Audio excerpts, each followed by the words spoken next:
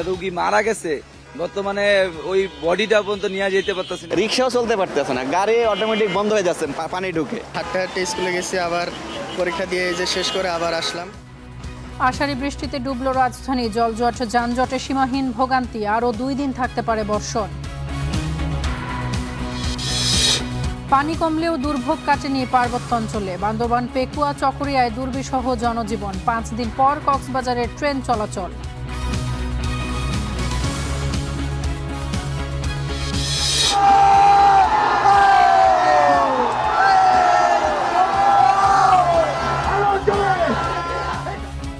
বৃষ্টি জলাবদ্ধতার দুর্ভোগ ভুলে আর্জেন্টিনার জয়ে সমর্থকদের উচ্ছ্বাস, ব্রাজিল ভক্তদের সঙ্গে খুনসুটি হুঙ্কার। মুজিব আমলে বিচার বহির্ভূত হত্যার বিচার শুরু, জুলাইয়ের সাজাপ্রাপ্ত আসামিদের বেশিরভাগই ভারতে, হাসিনা ফিরলেই গ্রেপ্তার। কোটি টাকার অনিয়ম, খেলাপি ঋণে বিপর্যস্ত প্রতিষ্ঠান।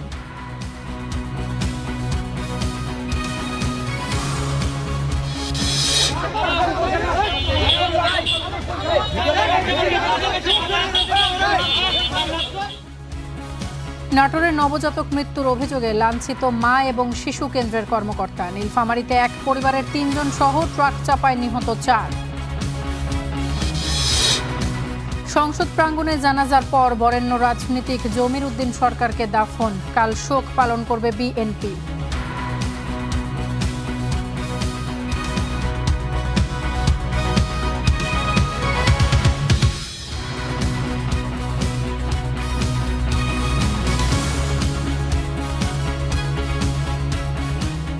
আপনারা দেখছেন স্টার নিউজ, তাসফিয়া তামান্না স্বাগত জানাচ্ছি স্টার নিউজ প্রাইমে। এতক্ষণ শিরোনামগুলো শুনছিলেন।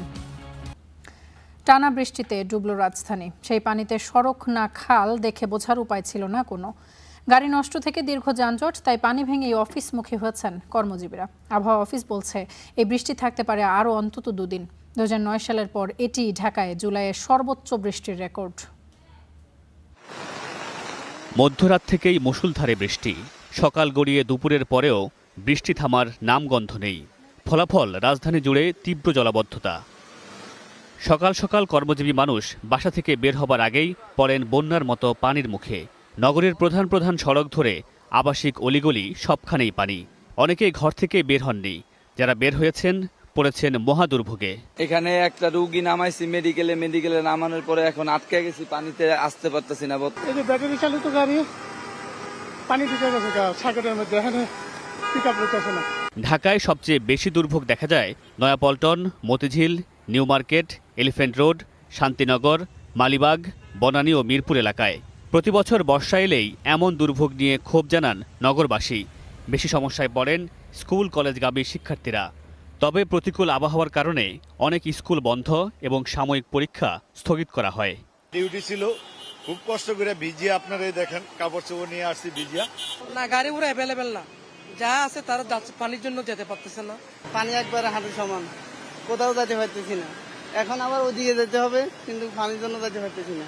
যে অবস্থা, রোডঘাটের পানি, দোকানের ভিতরে পানি, ব্যবসা বাণিজ্য কিভাবে হয়? রাস্তায় তো লোক সংখ্যাই নাই, পুরো অবস্থা খারাপ। আবহাওয়া অফিস দিচ্ছে খারাপ খবর, এরকম বৃষ্টি থাকবে এই সপ্তাহ জুড়ে। এর মধ্যে আগামী 2-3 দিনে সারা দেশে ভারী বর্ষণের পূর্বাভাস দিয়েছে আবহাওয়া অধিদপ্তর। Mamunur Rashid Ponel, Star news, Dhaka. টানা বৃষ্টিতে নগরের বিভিন্ন সড়ক এবং নিম্নাঞ্চলে দেখা দিয়েছে জলাবদ্ধতা। জনদুর্ভোগের খবর জানতে রাজধানীর মিরপুর থেকে যোগ দিচ্ছে সহকর্মী আহমেদ রবির সঙ্গে, এবং রাজধানীর নিউ মার্কেট এলাকা থেকে যোগ দিচ্ছে আমাদের সহকর্মী শাহনুর, সেখানে রয়েছেন। প্রথমেই রবির সাথে কথা বলতে চাই। রবি, মিরপুর এলাকা একটু বৃষ্টি হলেই পানিতে ডুবে যায়, তাতে করে যানজট বেড়ে যায় এবং নগরের মানুষের দুর্ভোগ তো রয়েছে। সব মিলিয়ে কি পরিস্থিতি দেখতে পাচ্ছেন? পানি কি নামতে শুরু করেছে কিনা?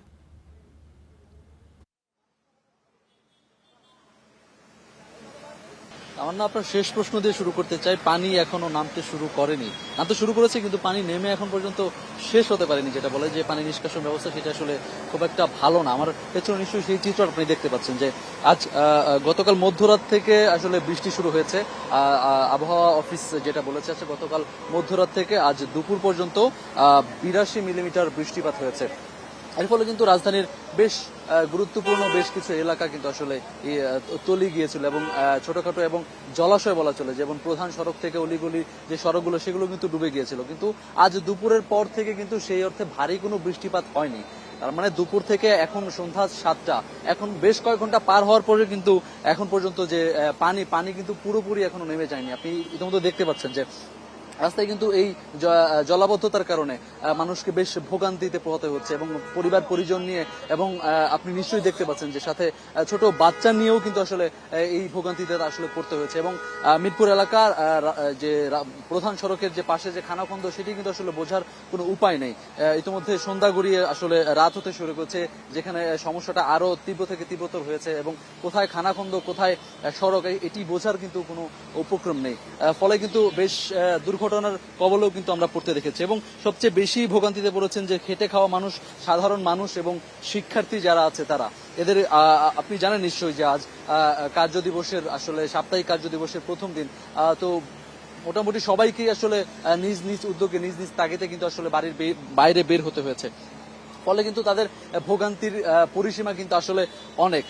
তারা বলছিলেন, আমরা এখানে বেশ কিছু এলাকাবাসীর সাথে কথা বলছিলাম, আসলে তাদের ক্ষোভের জায়গা কিন্তু অনেক, কারণ প্রতি বছর একই চিত্র কিন্তু আসলে তাদেরকে দেখতে হয় এবং সামান্যতম বৃষ্টি হলেই কিন্তু যে মিরপুরের যে এলাকা সেটি কিন্তু আসলে তলিয়ে যায়। আসলে বোঝার উপক্রম নেই আসলে কোনো জলাশয় নাকি কোনো প্রধান সড়ক। আমরা কিন্তু বিকেল থেকে এখানে ছিলাম, বেশ কয়েক ঘন্টা হওয়ার পরেও কিন্তু পানি এখনো এখান থেকে আসলে পুরোপুরি শেষ হয়ে যায়নি। আসলে প্রকৃতির যে বৃষ্টি থামানোর আসলে কোনো উপায় কিন্তু মানুষের হাতে নেই। কিন্তু এই যে মানে বৃষ্টির ফলে যে জলাবদ্ধতা, যে সমস্যা, যে পানি নির্বাসন যে ব্যবস্থা, সেই ব্যবস্থাই কিন্তু আসলে মানুষের করণীয় কিন্তু অনেক আছে। সেই ক্ষোভের কথাই কিন্তু এলাকাবাসী আমাদেরকে জানিয়েছেন। তো বৃষ্টি হলেই যে সামান্যতম বৃষ্টি হলেই যে জলাবদ্ধতা, সেই সাথে যে ভোগান্তি, সেই ভোগান্তি থেকেই পরিত্রাণ কবে পাবে সেই প্রশ্নটাই কিন্তু রাখছেন এলাকাবাসী। তামান্না।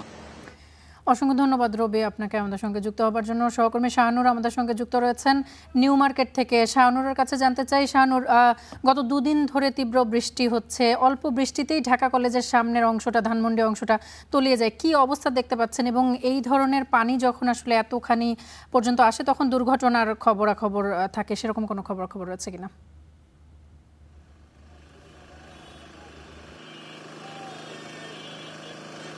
তামান্না, রাজধানীর নিউ মার্কেট এলাকাও কিন্তু এখন পর্যন্ত পানির তলাতেই রয়েছে। আমরা দুপুর থেকে অপেক্ষা করছি, দুপুর গড়িয়ে সন্ধ্যা হয়েছে, সন্ধ্যা গড়িয়ে রাত হতে যাচ্ছে, এখন পর্যন্ত কিন্তু পানি নামার কোনো সেই রকম কোনো আসলে দৃশ্য আমাদের চোখে পড়েনি। তবে কিছুক্ষণ আগে সিটি কর্পোরেশন থেকে একটি পানির নিষ্কাশনের জন্য একটি মেশিন নিয়ে আসা হয়েছে।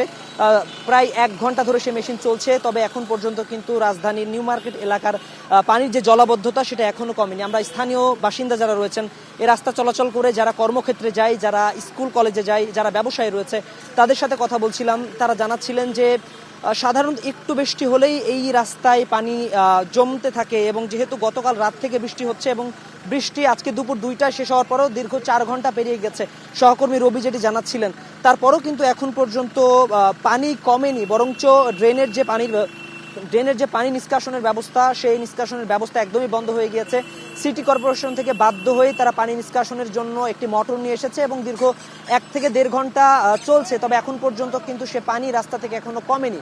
এবং আমরা ব্যবসায়ীদের সাথে কথা বলছিলাম, এখানে নূরজাহান মার্কেট কিংবা হকার্স মার্কেটের নিচেও তলিয়ে গেছে। ব্যবসায়ীরা বলছেন দীর্ঘ সময় ধরে এই সমস্যা তাদেরকে বয়ে নিয়ে আসতে হচ্ছে, বিগত 3 সরকারের আমলেই এই সমস্যার সমাধান হয়নি। তারা চাই দ্রুত সিটি কর্পোরেশনের মাধ্যমে এই যে পানিবদ্ধতা, জলাবদ্ধতা, বিভিন্ন সময় একটু পানি হলেই রাস্তায় চলে আসে ড্রেনের পানি, দীর্ঘদিন ধরেই ভোগান্তিতে আছেন এলাকাবাসী। সুতরাং সব মিলিয়ে তারা মোটা দাগে এই সমস্যার সমাধান চাই। এবং মূল যে জলাবদ্ধতা, এটার কারণে কিন্তু রাস্তায় যেমন যানজট তৈরি হয়েছে সকাল থেকেই, তেমনি রাস্তাতেও আমরা দেখেছি বেশ কয়েকটি গাড়িও কিন্তু বন্ধ হয়ে গিয়েছে গাড়ির ইঞ্জিনে পানি প্রবেশ করে। সুতরাং সব মিলিয়ে জলাবদ্ধতা একটি কোনো সমস্যা নয়। মূলত এই জলাবদ্ধতার কারণে যেমন জনভোগান্তি তৈরি হয়েছে, রাস্তায় গাড়ি বন্ধ হয়ে যাচ্ছে, যানজট তৈরি হচ্ছে, সব মিলিয়ে এলাকাবাসী, স্থানীয়রা, রাজধানীবাসীদের মূল দাবি হচ্ছে যে দ্রুত এই সমস্যার সমাধান নিয়ে আসতে হবে। জুলাই মাস যেহেতু ভরা মৌসুম বৃষ্টির, যেন সামনে ভোগান্তি আর না হয়। তামান্না। শাহানুর, অসংখ্য ধন্যবাদ আপনাকে আমাদের সঙ্গে যুক্ত হবার জন্য। দর্শক, রাজধানীর নিউ মার্কেট এলাকা এবং মিরপুর থেকে আমাদের সহকর্মীরা যুক্ত হয়ে বৃষ্টির খবরাখবর জানাচ্ছিলেন। পার্বত্যাঞ্চলে বন্যার কিছুটা উন্নতি হয়েছে, তবে কমেনি দুর্ভোগ। বান্দরবানে এখনও পানির নিচে বাড়ি ঘর, সড়ক। একই চিত্র কক্সবাজারে, চকরিয়া এবং পেকুয়ায়ও। এদিকে খাগড়াছড়ি, রাঙামাটির নিচু এলাকার পানি নামতে শুরু করেছে। 5 দিন পর স্বাভাবিক হয়েছে কক্সবাজারের ট্রেন চলাচল। রাঙামাটির দুধপুকুরিয়া সুখবিলা এলাকা। টানা বৃষ্টির সাথে উজানের ঢলে ভেঙেছে সড়ক, বন্ধ বান্দরবান রাঙামাটি মহাসড়কে যান চলাচল। তবে জেলার বন্যা পরিস্থিতি কিছুটা উন্নতি হয়েছে। বাঘাইছড়ি ও বিলাইছড়ির নিম্নাঞ্চল থেকে নামতে শুরু করেছে পানি। 47টি আশ্রয়কেন্দ্র থেকে অনেকেই ফিরতে শুরু করেছেন বাড়িতে। বান্দরবান থেকে বালাগাতা যাতায়াত করবো, সেখানেও হাঁটু সমান, কোমরের সমান পানি হয়ে গেছে। আমাদের যে বিএমএসসি ছাত্রী নিবাস আছে, ওখানেও প্রায় নিচে ফ্লোরটা একেবারে ডুবে গেছে। এখন আমরা তো অসহায়, আমরা কোথায় যাব? ঘর বাড়ি তো আমাদের এখন কিছু হচ্ছে না। এ চিত্র বান্দরবানের। যেদিকে চোখ যায় বন্যার পানি। বন্যার খানিকটা উন্নতি হলেও ডুবে আছে ঘরবাড়ি, সড়ক। প্লাবিত রয়েছে 7 উপজেলার নিম্নাঞ্চল। পানিবন্দী 6,000-এর বেশি মানুষ আছেন আশ্রয়কেন্দ্রে। বিপদ সীমার উপরে আছে সাঙ্গুর পানি। মানুষ দুর্ভিক্ষ বেশি হয়ে গেছে, কারণ কাজকর্ম নেই। আজকে 10-12 দিন ধরে আমাদের পানি বন্দি। কেউ পানি বান্ধি, কেউ ঘর ডুবে গেছে, কেউ চলাচল করতে পারতেছে না। পানির কারণে তো আমাদের বাচ্চারা নানা ধরনের রোগ হইতেছে, রোগে আক্রান্ত হয়েছে, যে কলেরা, আমসয়, টাইফয়েড, পানিজনিত রোগে। এখন বাচ্চাকে ডাক্তারের কাছে নিয়ে গেছি। মাল বোতল সব নষ্ট হয়ে যেতেছে, বাজার বসতে আছেন, আমরা অনেক কষ্ট আছি, খাইতে পারতে আছি না। পানি নামতে শুরু করেছে খাগড়াছড়ির নিম্নাঞ্চল থেকেও। সাজেকের সাথে যান চলাচল শুরু হয়েছে। তবে দীঘিনালার মেরুন ইউনিয়নের অর্ধশতাধিক পরিবার রয়েছে পানিবন্দী। কক্সবাজারের চকরিয়া ও পেকুয়ায় অপরিবর্তিত বন্যা পরিস্থিতি। পানিবন্দী 2 লক্ষাধিক মানুষ। তবে সদর ও রামুতে পানি নেমে গেছে, বেরিয়ে আসছে ক্ষয়ক্ষতি। এখন পানি দেখা যায় প্রচুর বাড়ি গিয়ে, আগে কিন্তু পানি আর এখন গিয়ে এখন কিন্তু বেশি বাড়ি গিয়ে আঁকি। আর বন্যা পানি বেশি ক্ষুধা নষ্ট হয়ে গিয়ে, জিনিসপাতি নষ্ট হয়ে গিয়ে, মাছ টাছ গিয়ে, তার মানুষ কষ্ট। দুর্গত এলাকায় ত্রাণ বিতরণ ও উদ্ধার তৎপরতা অব্যাহত রেখেছে সেনাবাহিনী। পরিস্থিতি মোকাবিলায় সরকার সর্বোচ্চ গুরুত্ব দিয়ে কাজ করছে বলে জানিয়েছেন দুর্যোগ ব্যবস্থাপনা ও ত্রাণমন্ত্রী। ত্রাণ, তাদের খাবার দাবার 10 দিন লাগে, 3 মাস লাগে 3 বার। আর ওই তাদেরকে রিহ্যাবিলিট করার জন্য, পুনর্বাসন করার জন্য আমরা চেষ্টা করবো। গরু ছাগল দিতে হলে দিব, ঘর বাড়ি বানানোর জন্য মানে টিন এগুলি দিব। এদিকে 5 দিন বন্ধ থাকার পর কক্সবাজারের সাথে সারা দেশের রেল যোগাযোগ শুরু হয়েছে। Hasibur Rahman, star news. দর্শক, এবারে একটু ঢাকার বাইরের খবরাখবর জানতে চাই। চট্টগ্রামে বন্যা কবলিত এলাকার খবর জানতে যুক্ত হচ্ছে সহকর্মী রকুনউদ্দিনের সঙ্গে, এবং বন্যা পরিস্থিতি জানতে কক্সবাজার থেকে যুক্ত হচ্ছে সহকর্মী মুহিবুল্লাহ মুহিবের সঙ্গে। শুরুতেই মুহিবের কাছে জানতে চাই, চকরিয়া পেকুয়ায় বন্যার দুর্ভোগ সবচেয়ে বেশি, সেখানকার এই মুহূর্তের পরিস্থিতি কি?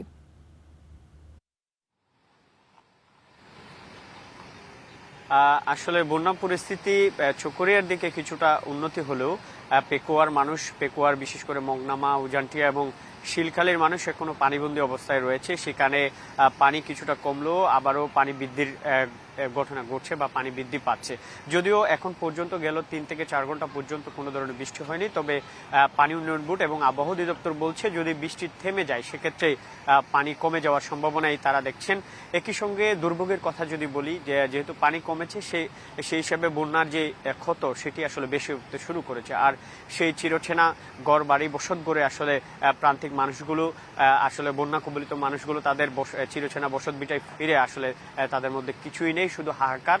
আর খাবার থেকে শুরু করে সুপেয় পানি এবং চিকিৎসা ব্যবস্থা এখনো সংকট রয়েছে। যদিও জেলা প্রশাসক বলছেন যে তিনি সর্বাত্মক চেষ্টা করছেন। সরকার 30 লাখ টাকার পাশাপাশি 450 মেট্রিক টন চাল বরাদ্দ দিয়েছে, সেগুলো তিনি এই বন্যা কবলিত মানুষের মাঝে বিতরণ করছেন এবং সেগুলো ক্ষতিগ্রস্ত মানুষগুলোর কাছে তিনি পৌঁছানোর চেষ্টা করছেন। এছাড়াও তিনি ধারাবাহিকভাবে আসলে এই বন্যা কবলিত মানুষের পাশে থাকার জন্য তিনি আপ্রাণ চেষ্টা করছেন বলে আমাদেরকে জানিয়েছেন। আরেকটি বিষয় জানিয়ে রাখতে চাই, একদিকে বন্যার আসলে সুখবর থাকলেও অন্যদিকে বিশেষ করে বান্দরবানের নাইকুনছড়ি এবং কক্সবাজারের রামু উপজেলার গর্জনিয়া ইউনিয়নের বেশ কিছু এলাকা পাহাড় থেকে নেমে আসা ঢলে প্লাবিত হয়েছে নতুন করে। এই ছিল আসলে তামান্না আমার কাছে কক্সবাজারের বন্যা পরিস্থিতির সর্বশেষ। অসংখ্য ধন্যবাদ মুহিব। এবার একটু চট্টগ্রামের খবরাখবর জানতে চাই। রোকন, আপনার কাছে জানতে চাই, চট্টগ্রামে কি পানি নামতে শুরু করেছে কিনা, বা বন্যা যখন হয় তখন পানিবাহিত রোগের প্রকোপ বাড়ে, সব মিলিয়ে কি অবস্থা?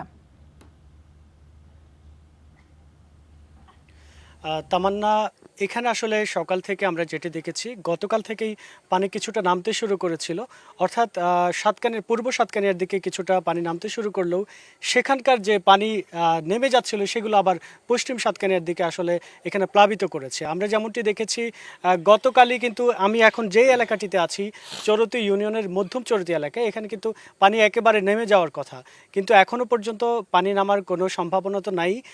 কিছুটা বেড়েছে সেটি কিন্তু বলা যায়।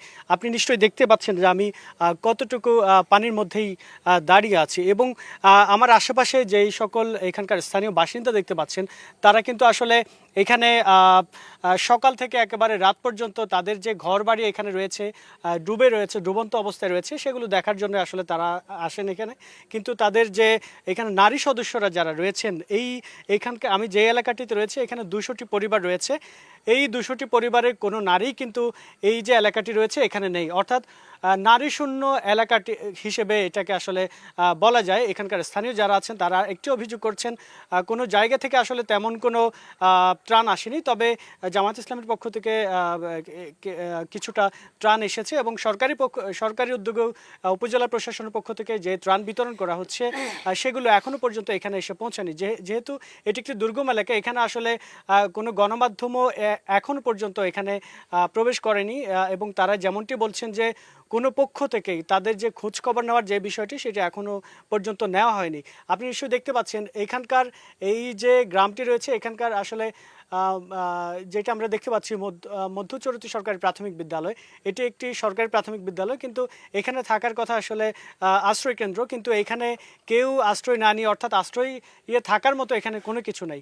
এই এলাকার যারা বাসিন্দা রয়েছেন তারা কিন্তু এখান থেকে অনেক দূরে, অর্থাৎ 2 থেকে 3 কিলোমিটার দূরে গিয়েই কিন্তু যেখানে উঁচু দালান রয়েছে সেখানেই তারা বসবাস করছেন। এখনও পর্যন্ত এখানে সেরকম কোনো প্রস্তুতি কিন্তু আমরা দেখিনি, এবং খাবারের সংকট যেমন রয়েছে তেমনি চিকিৎসা সংকট রয়েছে, পাশাপাশি পানিবাহিত রোগের প্রকোপ কিন্তু দেখা দিয়েছে। তারা বলছেন যে এখানে সামনের যে অংশটি রয়েছে সেখানে পানি কিছুটা শুকানোর আগেই কিন্তু এখানে একটি যে পানিবাহিত রোগের প্রকোপ সেটি দেখা দিয়েছে, স্যানিটেশন সমস্যার একটি প্রকট আকার ধারণ করেছে, যার কারণে তারা এখানে আসলে তাদের যে রোগ বালাই সেটি হওয়ার সম্ভাবনা রয়েছে। এবং আপনাকে আরেকটি তথ্য দিয়ে রাখতে চাই যে আসলে সাতকানিয়ায় এ পর্যন্ত আসলে 3 জনের মৃত্যু হয়েছে, এবং একজনের মরদেহ উদ্ধার করা হয়েছে, এবং তার মরদেহ তিনি কিভাবে মারা গেছেন সেই বিষয়টি আমাদেরকে এখনো পর্যন্ত নিশ্চিত করে জানাতে পারেনি উপজেলা নির্বাহী কর্মকর্তা।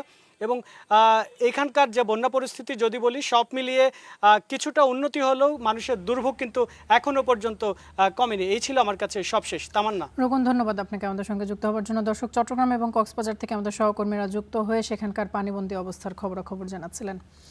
পানিবন্দী মানুষের জীবন সম্পদ রক্ষায় মাঠ পর্যায়ের কর্মকর্তাদের সর্বোচ্চ সতর্কতা এবং সমন্বয়ের নির্দেশ দিয়েছেন প্রধানমন্ত্রী। দুপুরে সচিবালয় থেকে 8 বিভাগের কমিশনার, সিভিল সার্জন সহ মাঠ প্রশাসনের কর্মকর্তাদের সঙ্গে ভার্চুয়াল সভায় তিনি এই নির্দেশনা দেন। প্রধানমন্ত্রী বলেন, দুর্যোগপূর্ণ এই পরিস্থিতিতে মানুষের জীবন এবং সম্পদ রক্ষাই প্রশাসনের অগ্রাধিকার। কোনো গাফেলতির সুযোগ নেই সেখানে। ক্ষতিগ্রস্ত মানুষের কাছে খাবার, সুপেয় পানি এবং প্রয়োজনীয় ওষুধ পৌঁছে দিতে সংশ্লিষ্টদের নির্দেশনাও দিয়েছেন তিনি।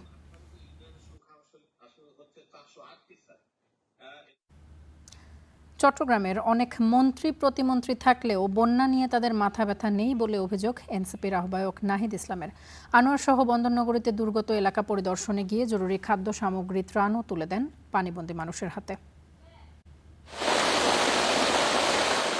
উজান থেকে নেমে আসা পাহাড়ি ঢল আর টানা বৃষ্টিতে এখনও পানির নিচে চট্টগ্রামের বহু এলাকা। গত দুদিনে বন্যার পানি কিছুটা কমলেও কমেনি বানভাসী মানুষের কষ্ট, বরং পানি নামার সাথে সাথে দৃশ্যমান হচ্ছে দুর্ভোগের চিত্র। সরকারি বেসরকারিভাবে যে ত্রাণ দেওয়া হচ্ছে তা প্রয়োজনীয় তুলনায় একেবারেই অপ্রতুল বলছেন স্থানীয়রা। যে খাবার আসতেছে এগুলা প্রয়োজনীয় মানুষ পাচ্ছে না। মনে করো যে বাড়িঘর ভেঙে গেছে ওরাও পাচ্ছে না। ছেলেবেলা রয়েছে, আমি পালং শুয়ে থাকছি, রান্না ভাত খেতে পারছি না, অনেক কষ্ট হয়েছে। আমরা না খাই আসি 7 দিন, অনেক কষ্ট করছি, বাচ্চা অসুস্থ, কিছু করতে পারতেছি না। এমন চরম সংকটের মাঝেই আজ দুপুরে চট্টগ্রামের বিভিন্ন বন্যা দুর্গত এলাকা পরিদর্শনে যান এনসিপির আহ্বায়ক নাহিদ ইসলাম। দুর্গত মানুষের হাতে তুলে দেন জরুরি খাদ্য সামগ্রী ও ত্রাণ। এ সময় বর্তমান সরকারের স্থানীয় মন্ত্রী ও প্রতিমন্ত্রীদের ভূমিকা নিয়ে প্রশ্ন তোলেন। দীর্ঘ ৫-৭ দিন ধরে এখানে কয়েকশো পরিবার এখানে পানিবন্দী আছে এবং স্থানীয় এমপি বলেন, স্থানীয় সরকার প্রশাসন কেউ আসে না। আসছে এখানে বেড়িবাঁধের জন্য কয়েক লক্ষ কোটি টাকা বাজেটে রাখা হয়েছে। আওয়ামী লীগ সরকারের সময় এটা লুটপাট করা হয়েছে এবং এইবারের বাজেটও রাখা হয়েছে। আমরা আপনাদেরকে কথা দিয়ে যাচ্ছি, এবারের বাজেটের একটা টাকাও আমরা দুর্নীতি হইতে দিব না, লুটপাট হইতে দিব না। সামর্থ্য অনুযায়ী সবাইকে দুর্গত মানুষের পাশে দাঁড়ানোর আহ্বান জানান নাহিদ ইসলাম। তার দলের নেতাকর্মী এবং স্থানীয় প্রশাসন কাজ করতেছে না। রুকনউদ্দিন, স্টার নিউজ, চট্টগ্রাম।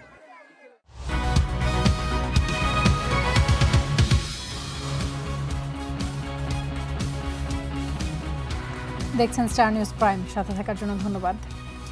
জুলাই হত্যাযজ্ঞে নেতৃত্বের দায়ে মৃত্যুদণ্ডপ্রাপ্ত পলাতক শেখ হাসিনা দেশে ফিরলেই গ্রেপ্তার করা হবে, এমনটাই জানিয়েছেন চিফ প্রসিকিউটর আমিনুল ইসলাম। বলেন, রায়ে পরে নিয়ম মেনে আপিল না করায় আইনির প্রতিকার না চাওয়ার সুযোগ হারিয়েছেন এই সাবেক প্রধানমন্ত্রী। একই সঙ্গে রায়ে সম্পদ বাজেয়াপ্তের নির্দেশের কারণে আপিল নিষ্পত্তির আগে সেই সম্পদ ভোগের সুযোগও নেই তার।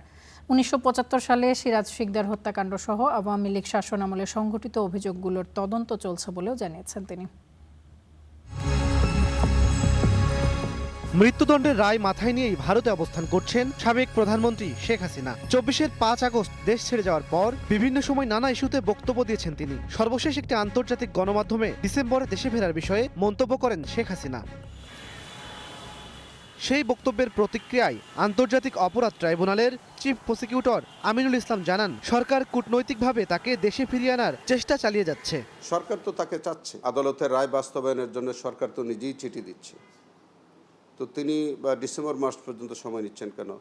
চিফ প্রসিকিউটর বলেন, আইনে মৃত্যুদণ্ডপ্রাপ্ত আসামির জামিনের কোনো বিধান নেই, তাই শেখ হাসিনা দেশে ফিরলেই গ্রেপ্তার করা হবে তাকে। আমাদের দেশে এখন পর্যন্ত কোনো মৃত্যুদণ্ডপ্রাপ্ত কোনো আসামির জামিন হয়েছে এরকম নজির নাই। আইন অনুযায়ী আপিল করার সুযোগ নাই। তারপরে যদি তিনি আপিল যদি ফাইল করেন, সে আপিলটা গ্রহণযোগ্য হবে কি হবে না সেটা আপিল বিভাগ তখন সিদ্ধান্ত দিবে।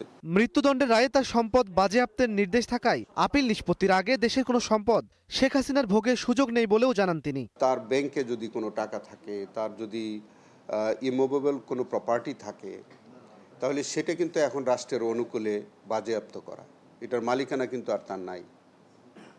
অতএব তিনি কোনো সম্পদ তার বুক দখলেও রাখতে পারবেন না, কোনো সম্পত্তি তিনি হস্তান্তর বা অন্য কোনো রকমের বুক ব্যবহার তিনি করতে পারবেন না। এদিকে 1975 সালে সর্বহারা পার্টির নেতা সিরাজ শিকদার হত্যাকাণ্ড সহ আওয়ামী লীগের শাসন আমলে সংঘটিত অভিযোগগুলো তদন্ত চলছে বলে জানিয়েছেন চিফ প্রসিকিউটর। আওয়ামী লীগের বিরুদ্ধে তো আমাদের ইনভেস্টিগেশন শুরু হওয়ার আগেই সিরাজ শিকদারের পরিবার থেকে অভিযোগ দায়ের করা হয়েছে, সেটাও আমরা খতিয়ে দেখছি। ইমন মাহমুদ, স্টার নিউজ, ঢাকা। জুলাই হত্যা মামলার সাজাপ্রাপ্ত বেশিরভাগ আসামি রয়েছেন ভারতে, পরিবারসহ থাকছেন অভিজাত এলাকার ফ্ল্যাটে। কেউ কেউ আছেন ইউরোপ, আমেরিকা সহ নানান দেশে। ট্রাইব্যুনালের চিফ প্রসিকিউটর বলছেন, সাজাপ্রাপ্তদের ফেরাতে ইন্টারপোলের সহায়তা চাওয়া হবে। আর সাবেক চিফ প্রসিকিউটর তাজুল ইসলাম বলছেন, আসামিরা যখনই দেশে ফিরবে সঙ্গে সঙ্গে সাজা কার্যকর করা হবে। সাব্বির আহমেদ জানাচ্ছেন বিস্তারিত।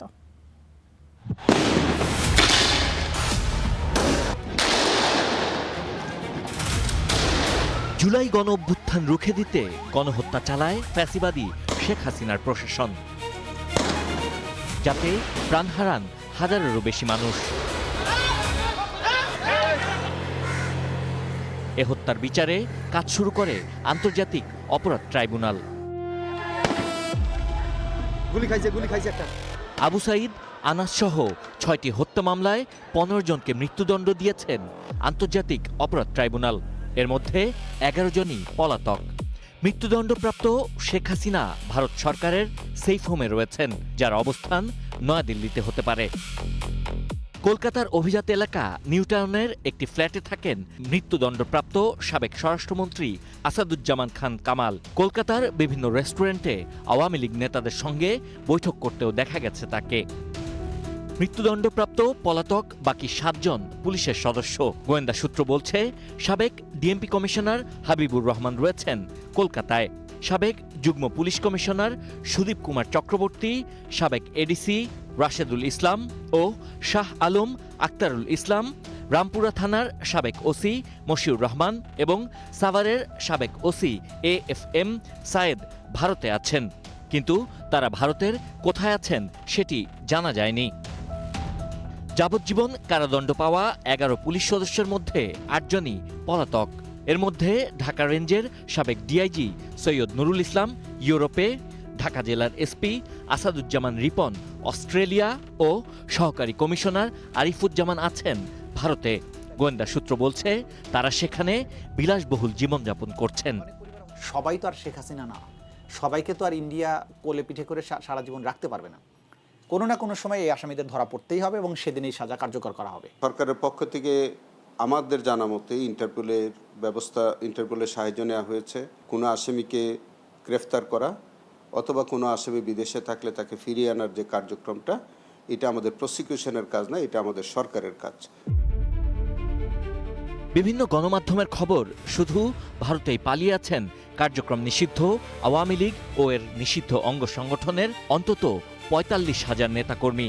এছাড়া ইউরোপ, আমেরিকা, কানাডা, যুক্তরাজ্য সহ বিভিন্ন দেশে বিলাসবহুল জীবন কাটাচ্ছেন সাবেক মন্ত্রী, এমপি, রাজনৈতিক ও ফ্যাসিবাদের দোসর আইনশৃঙ্খলা বাহিনীর সদস্যরা। গোয়েন্দা সূত্র বলছে নেতৃত্ব স্থানীয় পলাতক আসামিদের মধ্যে অনেকেই পুরো পরিবার নিয়ে গেছেন ভারত সহ অন্যান্য দেশে।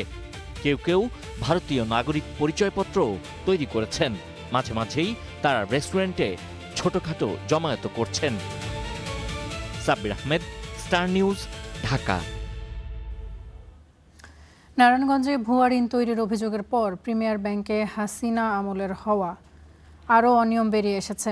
নতুন পরিচালনা পর্ষদ সাবেক চেয়ারম্যান এবং আওয়ামী লীগের নেতা HBM ইকবাল পরিবারের হাজার হাজার কোটি টাকার অনিয়ম খুঁজে পেয়েছে। এ বিষয়ে চিঠিও দেওয়া হয়েছে দুদকে। হয়েছে একাধিক মামলা। অনিয়মের ধকলে ব্যাংকটির খেলাপি ঋণ বেড়ে এখন 10,000 কোটি টাকা ছাড়িয়েছে। আরও জানাচ্ছেন ওয়ালিদ সাকিব।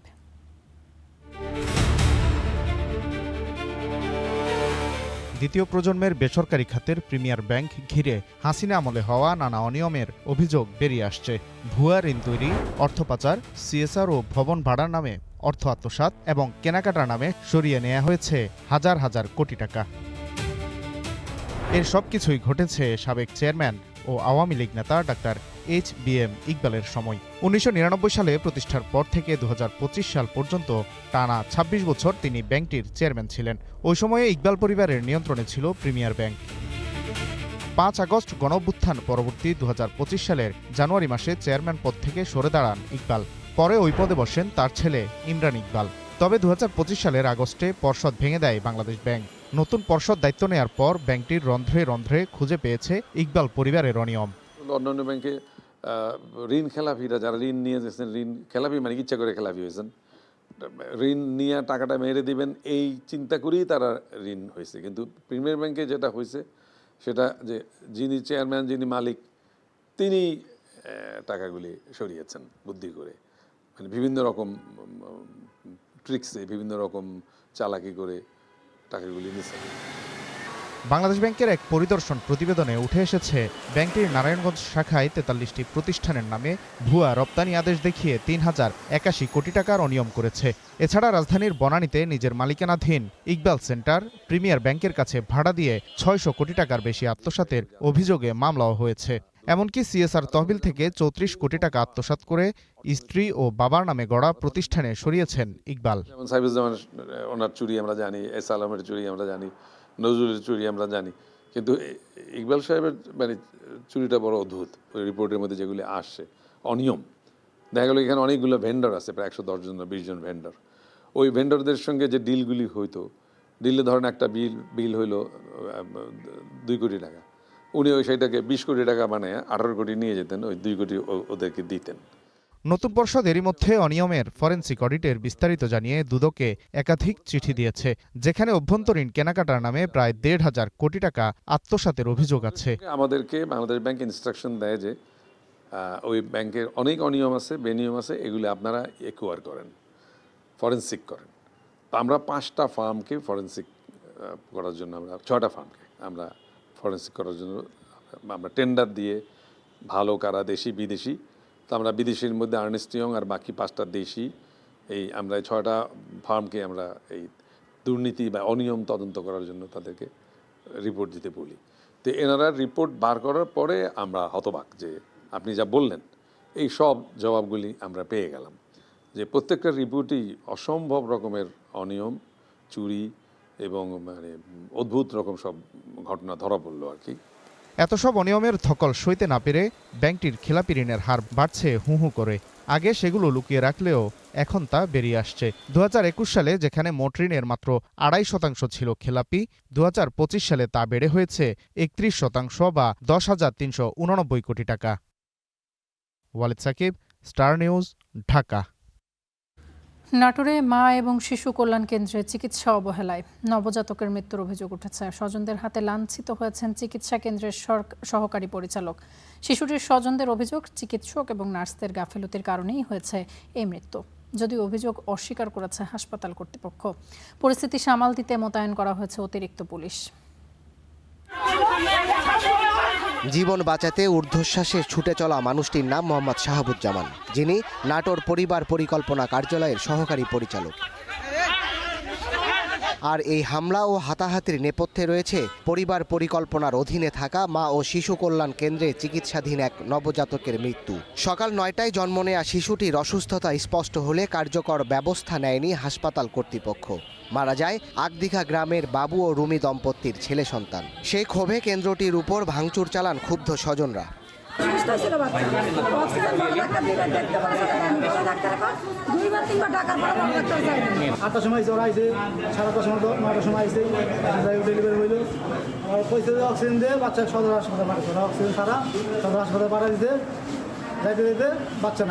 তবে পরিস্থিতি সামাল দিতে ঘটনাস্থলে উল্টো তোপের মুখে পড়তে হয় সহকারী পরিচালক শাহাবুজ্জামানকে।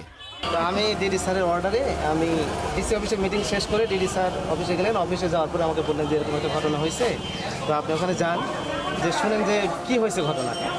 আপনি কি শুনলেন এখানে আসার পর? আমি এখানে আসলাম, এসে তো আমি ঘটনাগুলো ওনাদের কাছ থেকে শুনতেছি। এর ভেতরে দেখলাম যে লোকজন খুব উত্তেজিত হয়ে আছে।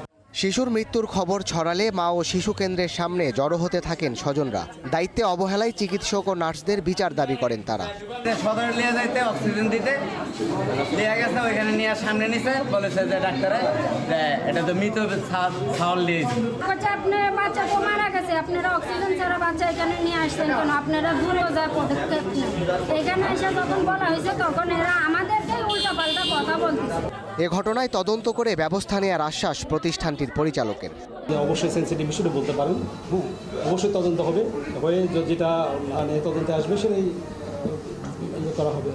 পরিস্থিতি সামাল দিতে সেখানে মোতায়েন করা হয় পুলিশ। আর নবজাতক মৃত্যুর ঘটনায় আইনি ব্যবস্থা নেওয়ার আশ্বাসও দেন সদর থানার ভারপ্রাপ্ত কর্মকর্তা। Desk report, star news. নীলফামারীর ডোমারের সড়ক দুর্ঘটনায় একই পরিবারের 3 জন সহ নিহত হয়েছেন 4 জন, আহত হয়েছেন আরও 2 জন। বিকালে ডোমার জলঢাকা সড়কের মোটপুর নদিয়া এলাকায় এই দুর্ঘটনা ঘটে। স্থানীয়রা জানান, যাত্রীবাহী একটি ব্যাটারি চালিত ভ্যানকে পেছন থেকে ধাক্কা দেয় একটি ট্রাক। এতে ঘটনাস্থলেই ভ্যান চালক সহ একই পরিবারের 3 জন যাত্রী নিহত হন। পরে পুলিশ এসে মরদেহ উদ্ধার করে। নিহত সবাই ডোমারের নাদিয়াপাড়া এলাকার বাসিন্দা। তারা হলেন প্রতিমা রানী, তার 2 শিশু সন্তান পিতসা এবং যাদব। নিহত অপরজন ভ্যান চালক পরিমল বর্মন। আপনারা দেখছেন স্টার নিউজ প্রাইম, ফিরছে একটু পর।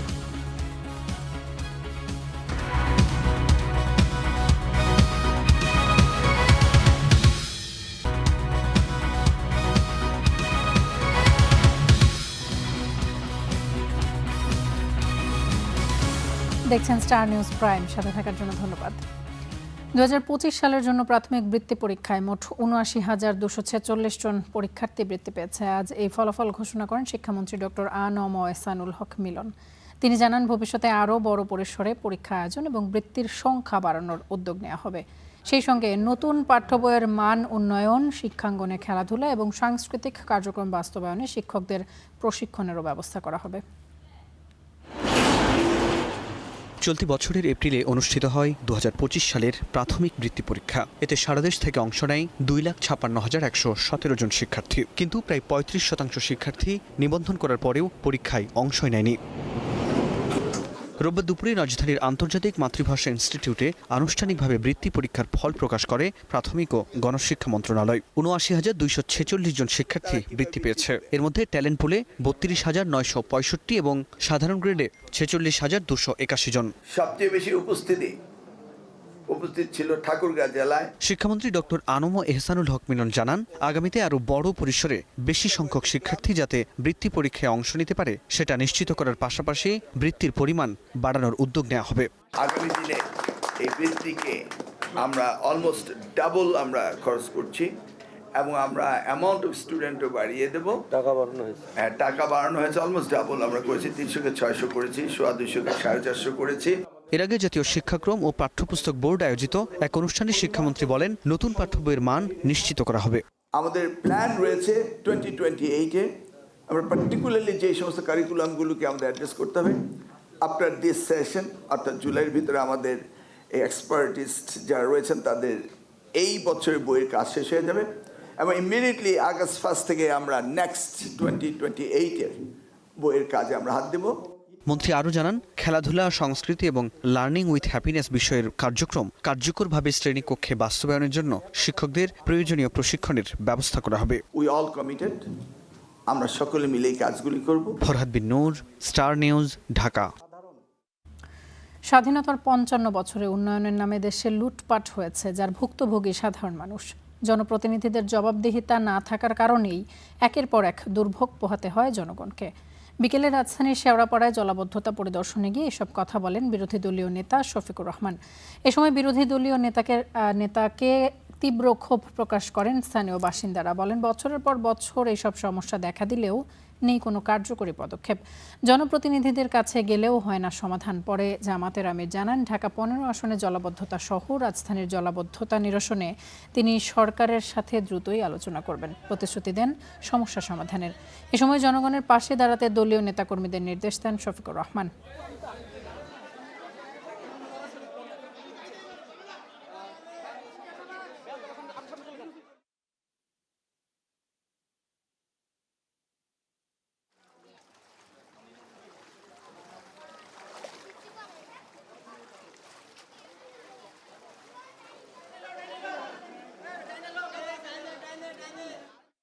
সকালবেলা পানির কি ভয়াবহতা ছিল এখানে যারা ভুক্তভোগী তারাই কেবল বুঝতে পেরেছেন। এর অনেকগুলা কারণ আছে, কিন্তু এই কারণের পিছনে মূল কারণ মানুষের লুটপাট, দুর্নীতি, চুরি, অসততা এবং সমাজের প্রতি যে দায়বদ্ধতা জনপ্রতিনিধিদের, এইটা যুগে যুগে পালন করা হয় নাই বলে আজকে এই দুর্গতি। দ্বিতীয় নামাজে জানাজা শেষে জাতীয় সংসদ প্রাঙ্গণে কবরস্থানে চিরনিদ্রায় শায়িত করা হয়েছে বরেণ্য রাজনীতিবিদ সাবেক স্পিকার ব্যারিস্টার জমির উদ্দিন সরকারকে। এর আগে জাতীয় সংসদের টানেলে অনুষ্ঠিত জানাজাতে অংশ নেয় স্পিকার, বিরোধী দলীয় নেতাসহ বিভিন্ন দলের শীর্ষ নেতারা। এ সময় সাবেক এই অস্থায়ী রাষ্ট্রপতির বর্ণাঢ্য কর্মজীবনের স্মৃতিচারণ করেন রাজনীতিবিদরা। এদিকে সাবেক স্পিকারের মৃত্যুতে আগামীকাল দেশব্যাপী শোক দিবস পালনের ঘোষণা দিয়েছে বিএনপি। বৈরী আবহাওয়ার কারণে বিকেল 5:15টায় জাতীয় সংসদ ভবনের টানেলে শুরু হয় সদ্য প্রয়াত সাবেক স্পিকার ব্যারিস্টার জমির উদ্দিন সরকারের দ্বিতীয় জানাজা নামাজ। জানাজায় অংশ নেন সরকার ও বিরোধী দলের শীর্ষ নেতারা। জানাজা শেষে বরেণ্য এই রাজনীতিবিদ ও আইনজীবীর কর্মময় জীবনের স্মৃতিচারণ করেন রাজনীতিবিদরা। বলেন, এ শূন্যতা পূরণ হবার নয়। ব্যারিস্টার নওশাদ জমিরের সমগ্র জীবন অত্যন্ত বর্ণাঢ্য। তিনি রাজনীতিবিদ হিসাবে যেভাবে সফল ছিলেন, তেমনি আইনজীবী হিসাবে সেই একইভাবে সফল ছিলেন। পেশাগত জীবনে তিনি অত্যন্ত দক্ষতা, সুনাম এবং বিশ্বস্ততার সাথে তার দায়িত্ব পালন করেছেন। আবার রাজনীতিবিদ হিসাবে একজন সফল রাজনীতিবিদ ছিলেন। তিনি সর্বজনপ্রিয় একজন ব্যক্তিত্ব ছিলেন, অজাত শত্রু। তার সম্বন্ধে কখনো কারো কাছ থেকে কোনোদিন আমরা কোনো বিরূপ মন্তব্য পাইনি। এই সংসদকে তিনি স্পিকার হিসাবে দক্ষভাবে পরিচালনা করেছেন। এদিকে সকালে বিএনপির সিনিয়র যুগ্ম মহাসচিব জানিয়েছেন, জমির উদ্দিনের মৃত্যুতে সোমবার দেশব্যাপী শোক পালন করবে বিএনপি। মরহুম জমির উদ্দিন সরকারের মৃত্যুতে বাংলাদেশ জাতীয়তাবাদী দল আগামীকাল ঢাকা মহানগরী সহ সারা দেশে শোক দিবস পালন করবে। এই উপলক্ষে ঢাকা সহ সারা দেশে যত দলীয় কার্যালয় আছে দলীয় কার্যালয়ে কালো পতাকা উত্তোলন করা হবে। জানাজা শেষে সংসদ ভবনের পাশের কবরস্থানে রাষ্ট্রীয় মর্যাদায় দাফন করা হয় জাতীয় সংসদের 2 বারের স্পিকার ব্যারিস্টার জমির উদ্দিন সরকারকে। Zisan Ahmed, star news, Dhaka. Share বাজারে অনিয়ম এবং লুটপাটে জড়িত ব্যক্তি প্রতিষ্ঠানের বিরুদ্ধে শাস্তিমূলক ব্যবস্থা অব্যাহত রয়েছে বলে জানিয়েছেন অর্থমন্ত্রী। একই সঙ্গে সাবেক স্পিকার, ভারপ্রাপ্ত রাষ্ট্রপতি এবং প্রবীণ আইনজীবী ব্যারিস্টার জমির উদ্দিন সরকারের মৃত্যুতে জাতীয় সংসদে গভীর শোক প্রকাশ করা হয়েছে। সরকার এবং বিরোধী দলের সদস্যরা তাকে সততা, প্রজ্ঞা এবং সংসদীয় গণতন্ত্রের উজ্জ্বল দৃষ্টান্ত হিসেবে স্মরণ করেছেন। 2271 বাণিজ্য মন্ত্রণালয় স্থানান্তর। রোববার বিকেল 3টায় শুরু হয় সংসদ অধিবেশন। এ সময় শেয়ার বাজার ইস্যুতে প্রশ্নের জবাবে অর্থমন্ত্রী বলেন, অতীতে শেয়ার বাজারে লুটপাটে জড়িতদের বিরুদ্ধে শাস্তিমূলক ব্যবস্থা নেওয়া হয়েছে। আরও কয়েকটি ব্যক্তি প্রতিষ্ঠানের বিরুদ্ধে ব্যবস্থা গ্রহণের প্রক্রিয়া চলমান রয়েছে। ইন্টারন্যাশনাল ক্যাপিটাল মার্কেটের সাথে এ পর্যন্ত সংশ্লিষ্টদের বিরুদ্ধে 1497 কোটি টাকা অর্থদণ্ড আরোপ করা হয়েছে। সম্পূরক প্রশ্নের জবাবে মন্ত্রী বলেন, সিকিউরিটিজ অ্যান্ড এক্সচেঞ্জ কমিশনে রাজনৈতিক বিবেচনায় কাউকে নিয়োগ দেওয়া হয়নি। শেয়ার বাজার কিন্তু ঊর্ধ্বমুখী গতির দিকে চলছে এবং বহু পয়েন্ট গেইন করেছে। এটা বাংলাদেশের গত 5 বছরে যতটুকু গেইন করে নাই, এই গত 2 মাসের মধ্যে এই নতুন আপনার কমিশন নিয়োগের পরে এর ঊর্ধ্বগতি আমরা দেখতে পাচ্ছি। পরে সাবেক স্পিকার ব্যারিস্টার জমির উদ্দিন সরকারের মৃত্যুতে আনা শোক প্রস্তাবের উপর আলোচনা হয়, যেখানে অংশ নিয়ে সরকারি বেসরকারি দলের সংসদ সদস্যরা সাবেক স্পিকারের ভূমিকার প্রশংসা করেন। ব্যক্তি এবং দল হিসাবে আমি এবং আমরা তার ক্লায়েন্ট ছিলাম। তখন প্রায় আমরা তার কাছে যেতাম, দ্বারস্থ হতাম। তিনি গুরুত্বপূর্ণ পরামর্শ দিয়েই শুধু আমাদেরকে তার কাজ সারেননি, বরঞ্চ আমাদের মজলুম নেতৃবৃন্দের পক্ষে তিনি আদালতে বারবার দাঁড়িয়েছেন। ব্যারিস্টার জমির সরকার সাহেব ছিলেন সেলফ মেড ম্যান। নিজের মেধা দিয়ে তিনি বড় হয়েছেন, লেখাপড়া করেছেন, সুদূর যুক্তরাজ্যে গিয়ে লিঙ্কনস ইন থেকে ব্যারিস্টার হয়ে এসেছেন এবং তারপরে তার কর্মজীবনে তিনি কখনো পিছনে ফিরে তাকাননি। তিনি আমাদের মাঝে না থাকলেও সারা জীবন এই পার্লামেন্টের এখানেই থাকবেন। আমরা শুনেছি, জানতে পেরেছি প্রথা মাফিক পার্লামেন্টেই যেখানে সাবেক স্পিকারদেরকে কবরস্থ করা হয়, সমাধিস্থ করা হয়, সেখানেই ওনাকে আজকে তার দাফনটা করা হবে। আলোচনা শেষে সংসদ সদস্যরা দাঁড়িয়ে 1 মিনিট নীরবতা পালন করেন এবং তার বিদেহী আত্মার মাগফিরাত কামনায় বিশেষ মোনাজাতে অংশ নেন। আল কাসির, স্টার নিউজ, ঢাকা। এবং এই ছিল স্টার নিউজ প্রাইমে। এতক্ষণ সাথে থাকার জন্য ধন্যবাদ সবাইকে।